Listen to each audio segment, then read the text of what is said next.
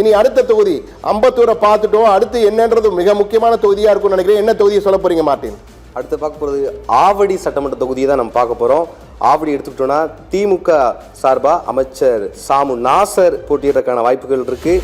அதிமுக எடுத்துக்கிட்டோன்னா அப்துல் ரஹீம் முன்னாள் அமைச்சர் போட்டியிடறதுக்கு வாய்ப்பு இருக்குது.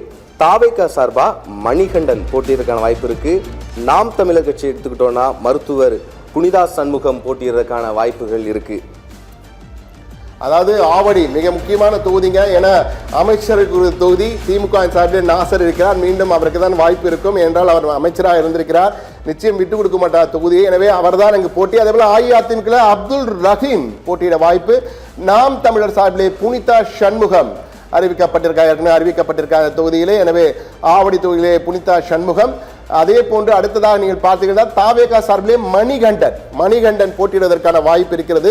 மணிகண்டன் தாவேகா சார்பிலே முதன்முறையாக களமிறங்க போகிறார். எனவே இவர் 4 தான் அதிக வாய்ப்புகள் இருப்பதாக நம்முடைய கள ஆய்வின் உத்தேச வேட்பாளர் பட்டியலை அறிமுகம் நாம் செய்கிறோம்.